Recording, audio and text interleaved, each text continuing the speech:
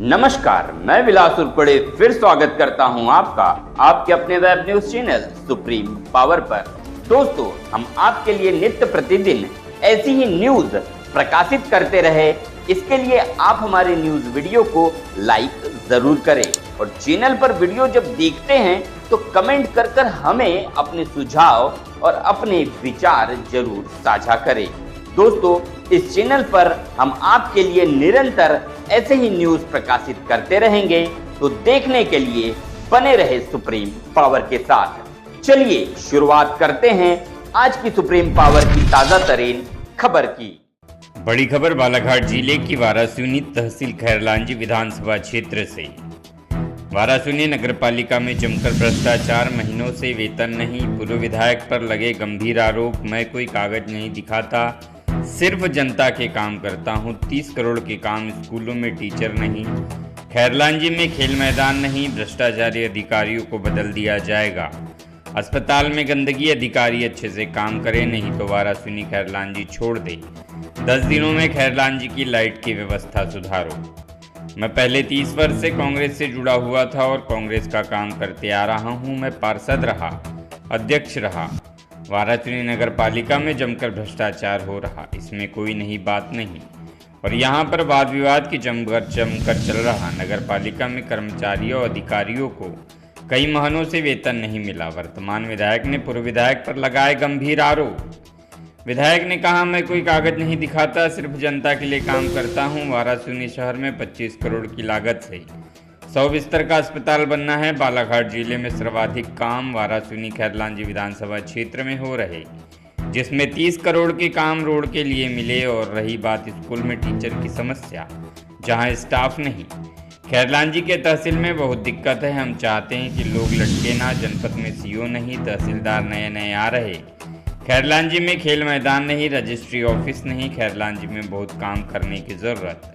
भ्रष्टाचारी अधिकारियों को बदल दिया जाएगा या फिर समझा दिया जाएगा। देखा जा रहा है कि अस्पताल में गंदगी बहुत है। मरीजों की सेवा करें, इस स्तर पर बहुत बिगाड़ चुके हैं। सब धीरे धीरे सुधर जाएगा। अधिकारी अच्छे से काम नहीं करते तो वारासूनी खैरलांजी छोड़ दें। देखने में यह आ रहा कि पूरे नहर टूटे हुए, किसानों को समस्या हो रही। खैरलांजी तहसील में लाइट की समस्या बहुत ज़्यादा। शिक्षा, चिकित्सा और रोजगार पर मेरा पूरा ध्यान रहेगा। किसने की हित की बात करता हूं और किसानों के साथ हरदम खड़ा रहूंगा।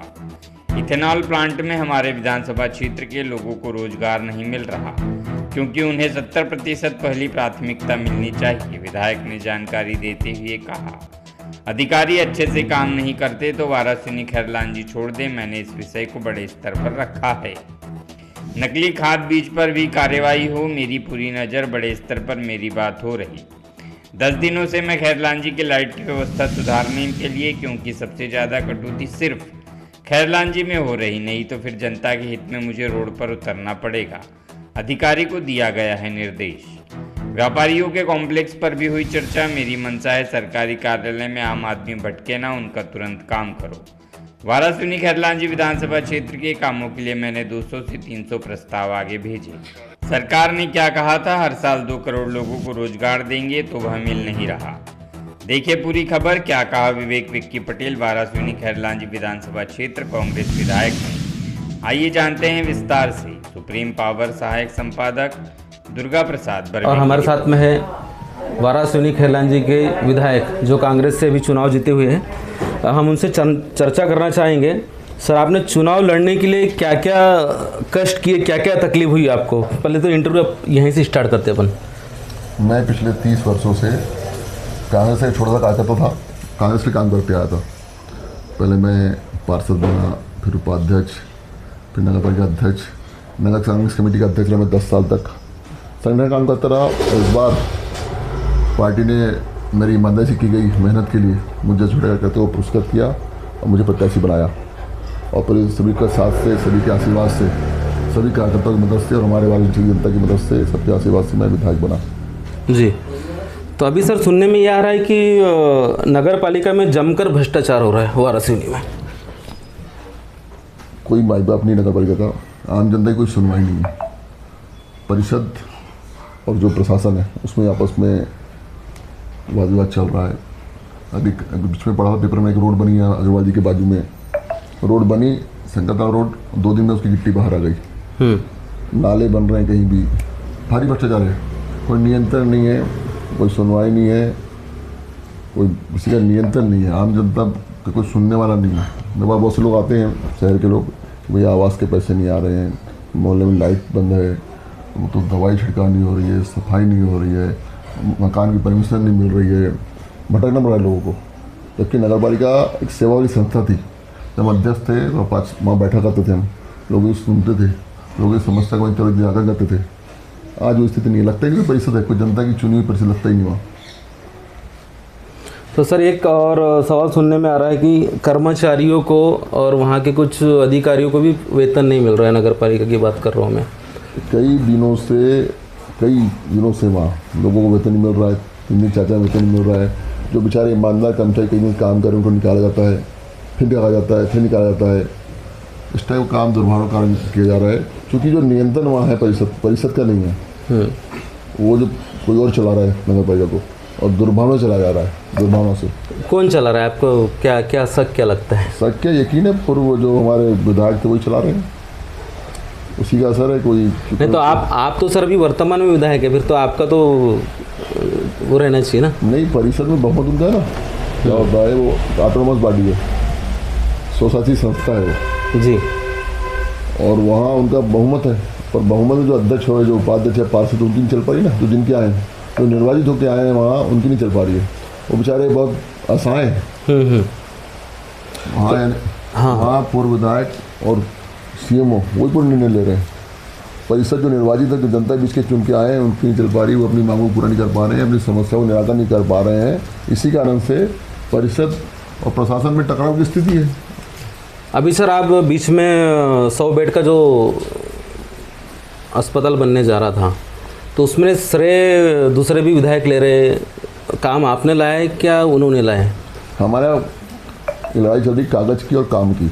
कोई कागज़ दिखा रहा है, कोई काम दिखा रहा है, तो हम तो कोई कागज़ दिखाई नहीं आज तक, हम तो काम दिखाते हैं। हमारे विधायक बनने के पश्चात, जब से मैं विधायक बना हूँ, मेरे विधायक बनने के बाद जो भी काम शुरू होगा उसमें मैं जाऊँगा, अधिकारी मुझे बुलाते हैं।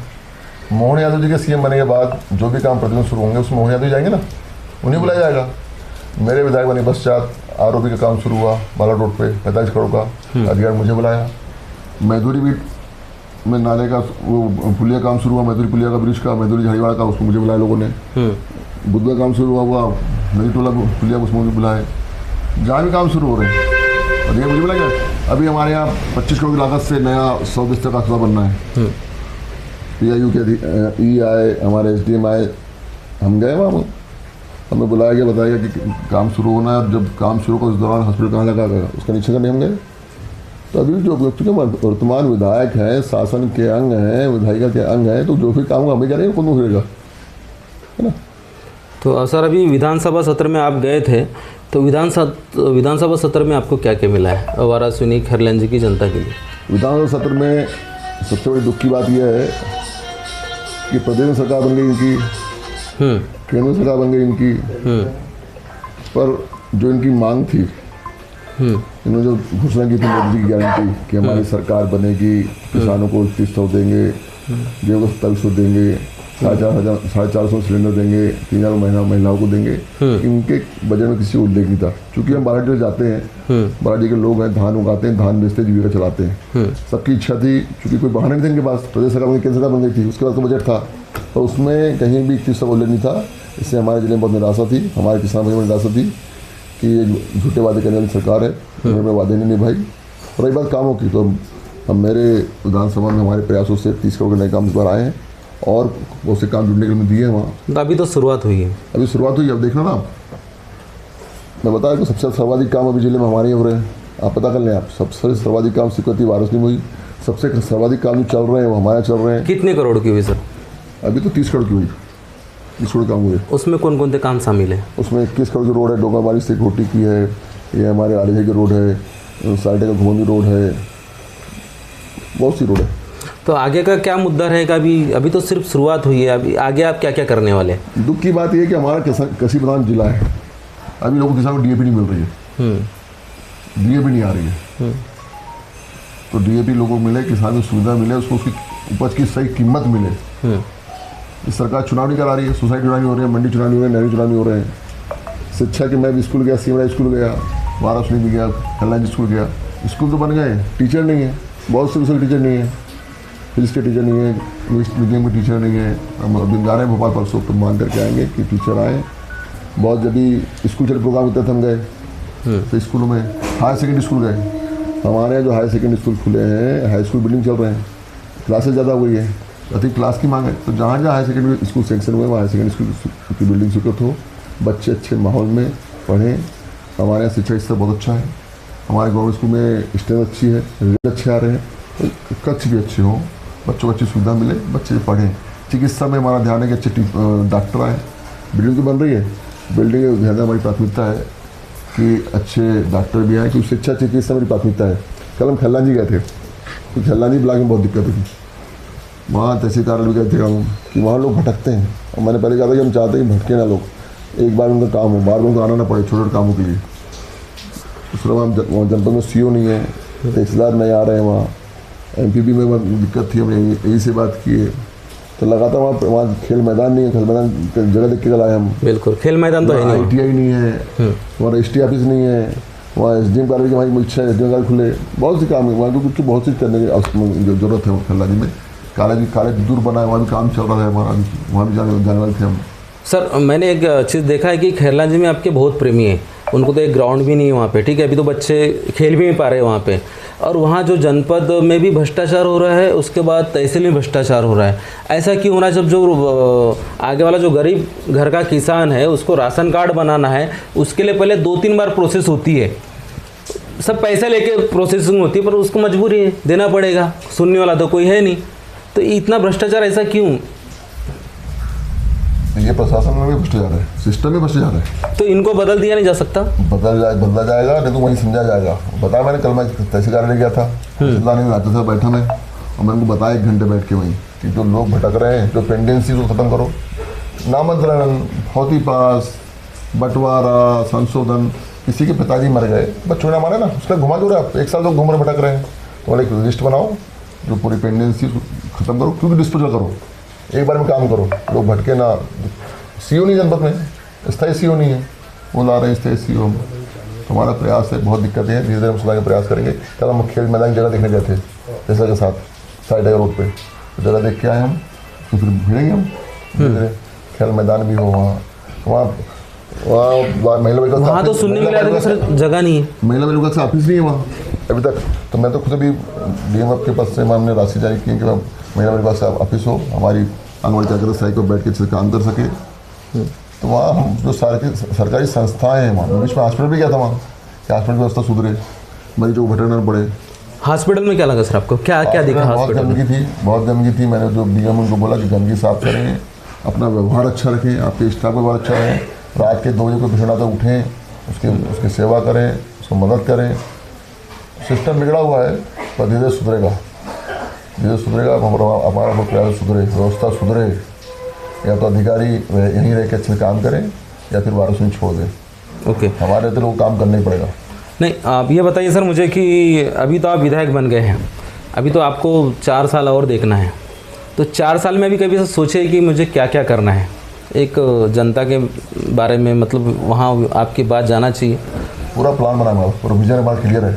जैसे सिंचाई क्षेत्र में मेरा है कि राजीव सागर नहर की लाइनिंग हुआ है, पूरे नहर टूटे हुए हैं, पूरे नहर टूटे हुए, बारिश है कि पानी नहीं पहुँच पा रहा है। एक अकेला SDO है, घूम रहा है वो। इस सरकार में कहीं भर्ती नहीं हो रही है, पूरे ऑफिस खाली हैं। पहले वाराणसी में एक SDO होता था, 5-6 और सी होते थे, 10-12 एडमिन होते थे, कोई स्टाफ नहीं है, अकेला SDO घूम रहा है। नहर टूट, कोई आवंटन नहीं है, कोई बजट नहीं है, PAW का अधिकारी नहीं है, एक अधिकारी अकेला SDO है, PH में अधिकारी नहीं है। पूरा व्यवस्था बना चुके हैं सरकार में, लिमिटेड अधिकारी से काम लेना है। अभी बिजली की दिक्कत बहुत थी, कल खैरलांजी गया था, वहाँ कटौती हो रही है, पुरानी लाइनें, पुराने केबल खराब हो रहे हैं, ट्रांसपोर्ट लोड बढ़ रहे हैं, जहाँ 25 का 63 लग रहा है, जहाँ 63 100 का लग रहा था, वो भी लिख के दिए सुधरे। अधिकांश जगह, चूँकि हमारा क्षेत्र कृषि क्षेत्र है, हमारी इच्छा यह है कि किसानों को दिक्कत ना हो, उन्हें लगातार 10 घंटे बिजली मिले, ये केबल ना जले, जैसी डिमांड है वैसे ट्रांसफार्मर लगे। ये हमारी दिक्कत, ये हमारी प्राथमिकता है, किसानों की सुविधा शिक्षा अच्छी हो, अच्छे टीचर हों और स्वास्थ्य सुविधाएँ, शिक्षा, चिकित्सा, किसान और रोजगार, इस पर हमारा ध्यान रहेगा। आज जयपुर में इन्वेस्टर मीट थी, मुझे जाना था और मैं किसी कारण से नहीं जा पाया। और पिछले बार में भोपाल में बोला था कि हमारे यहाँ 2 प्लांट खुले हैं वारस में इथेनॉल के, क्योंकि हमारे यहाँ खुले हैं तो उसमें ये तय हो कि लोकल लोगों को प्राथमिकता मिले, लोकल लोगों को, स्थायी लोगों को रोजगार मिले। तो उन्होंने वो कहा था, हमारे पेट्रोल मंत्री ने कि उसको हम ध्यान देंगे। तो मुझे तो सुनने मिला सर वो सब बाहर के लोग हैं इथेनॉल प्लांट। अच्छी बात है, तो ज़मीन हमारी, प्रदूषण यहाँ हो रहा है, लीज हमने दिए हैं, पानी हमारा, रेत हमारी, तो रोजगार भी हमारे को लोगों को मिलना चाहिए। हमने कहा था कि 70% सुनिश्चित करें कि 70% स्थायी लोगों को रोजगार मिले, हमारे विधानसभा क्षेत्र के, हमारे जिले के, हमारे प्रदेश के लोगों को मिले। तो प्लांट खुले मतलब है, तो प्लांट खुले क्या मतलब? नहीं, मैंने भी देखा कभी कभार आपकी इधर से थोड़ा सा मैं ऐसा गुजरता था, तो आप सुबह सुबह एकदम, लोग यहाँ आप क्या रहते थे, कुछ मुद्दे को लाते, मुझे जॉब चाहिए, कभी आप बोलते थे मैं आपको वहाँ लगा दूँगा। तो मतलब फिर आपने कहा कि सब बाहर के लोग हैं, फिर भी मैं कोशिश करूँगा लगाने के लिए। इतनी ज़बरदस्त बेरोजगारी है, सर्वाधिक बेरोजगारी है। दिन भर मेरे पास 1000 से ज़्यादा मेरे पास रिज्यूम जमा हुए थे, बहुत बेरोजगारी है। तो सर आपने विधानसभा में मुद्दा क्यों नहीं रखा? विधानसभा में रखे थे हमने। अभी जबलपुर मीटिंग थी संभाग स्तरीय, पूरे संभाग के हमारे असिस्टेंट चीफ सेक्रेटरी आए थे और हमारे मंत्री जो थे राकेश सिंह जी, पूरे कलेक्टर की मीटिंग थी वो पूरे संभाग के, वहाँ भी हमने बात रखी थी। मैंने कहा था पता करना कि हमारे यहाँ जो प्लांट खोल रहे हैं उसमें सर्व रोजगार मिले। तो उन्होंने कहा कि इनकी बात को किया जाए, कोर्ट किया जाए और ये सुनिश्चित किया जाए कि 70% स्थानीय को रोजगार मिले। नहीं तो क्या किसी में दबाव बनाएंगे हम और उनको मजबूरन अपने क्षेत्र रोजगार के इसमें आंदोलन करना पड़ेगा। तो सर वाराणसी बालाघाट जिला एक धान का कटोरा भी है और यहाँ पर कैसा भी गलत तरीके से DOP खाद वो सब नकली तरीके से बेचा जा रहा है, कुछ FIR भी हुई है, तो आपके नॉलेज में है, क्या बोलेंगे आप? मेरे नॉलेज में सब कुछ है। मैं तो इस बात को उठाया था कि लोगों को DAP मिले, इस टाइप की जो कार्रवाई हो उस पर कार्रवाई हो, और हमारी कार्रवाई हो रही है। मैं पूरी कार्रवाई नजर रखा हुआ हूँ। डिप्टी से बात हुई, PI से बात हो रही है, SP से बात हो रही है, लगातार उसमें विधिवत कार्रवाई हो रही है, वो कार्रवाई होनी चाहिए जी। अब मैं सर आऊँगा खैरलांज के मुद्दे पे। वहाँ पर लाइट इतनी ज़्यादा क्यों कटती है, ये समझ में नहीं आ रहा है। वाराणसी में नहीं कटती, खैरलांज में क्यों कटती है? उसके कारण विद्युत विभाग था, मैंने वहाँ के JE को बुलाया, JE से बात की, उसकी मैं DE से बात कराया, AC से बात कराया कि कोई भी दिक्कत उनको मुहैया कराया जाए। इनको केबल चाहिए, केबल जल गए, केबल दिलाइए, इनको स्टाफ दिलाइए, इनको ट्रांसफर दिलाइए, पर खैरलांज व्यवस्था सुधारिए। वहाँ अल्टीमेट देखिए वहाँ के JE को मैं 10 दिन के अंदर सुधार व्यवस्था अवैध कटौती है। ये बात सही है कि लोड बढ़ा है, पर लोड बढ़ा तो व्यवस्था सुधारे ना आप। एक दिन बुरा केवल नहीं, तो लोड तो फिर वाराणसी में बढ़ा है, बालाघाट में बढ़ा है, तो वहाँ की लाइट क्यों नहीं कटती, फिर खैरलांज की लाइट क्यों कटती? हमारे जो फीडर थे उसमें सबसे ज़्यादा कटौती अभी खैरलांज में हो रही है। तो मैंने जो वहाँ का JE है, जो मुखिया मतलब उससे बात की, उससे कहा जो दिक्कत हमसे बताया, और उसकी मैंने जो उच्च अधिकारियों के विभाग के उससे बात कराया कि इनको जो लगता है मुहैया कराएं, व्यवस्था सुधारें। और 10 दिन का समय दिया मैं, 10 दिन में खैरलांज व्यवस्था नहीं सुधरी तो मैंने चाहता मजबूर होकर फिर हमको आंदोलन करना पड़ेगा। हम विपक्ष के लोग हैं, यदि ईमानदारी से काम नहीं होगा तो हमको दबाव बनाने के लिए जनता के हित में, जनहित में तो बताना पड़ेगा। उसके बाद हमें तैयार है, उसके हमें तैयार है। गांधी के लोग हैं, आंदोलन से निकली हमारी पार्टी है, फिर आंदोलन करेंगे जनहित में। तो अधिकारी ने क्या कहा सर? अधिकारी ने आश्वासन दिया कि भैया 10 दिन रुक जाओ, नए केबल चेंज कर देंगे, नए ट्रांसफर लगा देंगे, व्यवस्था सुधार देंगे। सर जी, ये तो कई सालों से चल रहा है कि नए केबल लगा देंगे, नए ट्रांसफर लगा देंगे, कुछ होता नहीं है। अगर वहाँ से हवा भी चल गई तो पूरी लाइट कट जाती है। ये खैरलांज तहसील का हाल है। ये व्यवस्था सब जगह की है, ये नहीं सुधरेगी ना कल तो किसी चीज़ शुरुआत होती है अल्टीमेटम से। पहले फर्स्ट के लगाते हैं, सेकंड थर्ड भी टाप लगाते हैं, है ना? बिल्कुल। तो कल हम पहला लगा के आ गए, बुला के समझा दी हिंदी में, हाँ कि भैया 10 दिन व्यवस्था सुधारो, ये हमारे लोगों को तकलीफ होगी तो हमको तकलीफ होगी, और हमको तकलीफ होगी तो तुमको तकलीफ होगी। अगर हम लगाए टेंट बढ़ जाएंगे हमारे क्या, विपक्ष के लोग हैं, एक दूंगी भाई सरकारी से खिलाफ हम आंदोलन करेंगे। अब सर कुछ व्यापारियों का मुद्दा है, खैरलांज की बात कर रहा हूँ मैं। जो कॉम्प्लेक्स बने हैं तो कॉम्प्लेक्स अभी तक वितरण नहीं किए है, और वो कॉम्प्लेक्स दुकान तो बहुत सारी है, अब वो किस किस को मिलेगा, क्या है मतलब आपने उसमें क्या सोचे? जनपद दुकान तो बना लेती है, उसको नीलाम नहीं कर पाती। हमारे वाराणसी जनपद में सारी दुकानें बनी थी और कई सारी नीलाम नहीं हो पाई थी। मैंने वही 10 था, हमारे पास जनपद के अध्यक्ष आई, CEO आई, तो हमने उसका निराकरण निकाले और यही दुकान नीलाम हो गई। अब इसी तरह खैरलांज दुकान तो बना चुके हो, नीलाम नहीं कर पा रहे। अभी कुछ दिन पहले मीटिंग थी वहाँ जनपद की उस मीटिंग में प्रस्ताव था नीलामी का, पर वो उस प्रस्ताव की पहले ही मीटिंग खत्म हो गई। उसमें आरक्षण प्रक्रिया होती है, तो चूँकि मीटिंग खत्म हो गई, नया सीईओ आएगा, उससे हम चर्चा करके प्रयास करेंगे कि जल्दी से जल्द नीलामी हो, दुकान लोगों को हमारे बेरोजगार दुकान मिले और व्यवस्थित दिखे, वहाँ वाराणसी में खैरलांजी बस स्टैंड व्यवस्थित दिखे। नहीं तो ये तो हर कोई आश्वासन दे रहा है कि जल्दी जल्द करा देंगे, पर कब तक होगा सर? मीटिंग में थी, देखो ये कन्ना जनपद का मामला है, कन्ना जनपद में कन्ना सीईओ ने वहाँ बताया आपको ना दिक्कत हो जा रही है, स्थायी सीईओ नहीं है। और आप देखना, मैं बता रहा जो भोपाल जा रहे हैं उस पर हमारा एक मेन मुद्दा ये भी है कि स्थायी सीईओ लाना खैरलांजी के लिए। जैसे सीईओ आएगा और बहुत जल्दी सबसे पहला उससे भी काम करेंगे, दुकान आवंटित हो, हमारे खैरलांजी बेरोजगार को रोजगार मिले, दुकान मिले, इसी व्यवस्था को अपना रोजगार कर सकें।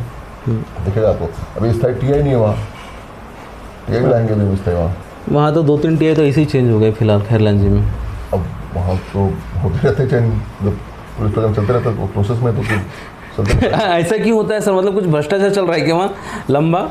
नहीं, मैं याद कुछ नहीं तो मामला तो उसमें हो गए, तो कुछ लाइन अटैच किया है उनको। ओके, अभी कोई प्रभारी है वहाँ और बहुत जल्दी आप देखेंगे कि स्थायी टीआई आ जाएगा वहाँ। नहीं सर, सबसे पहले एक मुद्दा मैंने बड़ा अच्छा देखा है वहाँ पे कि जो किसान लोग होते, गरीब भर के लोग होते, ये सबसे पहले कहाँ थे? तहसील कार्यालय में।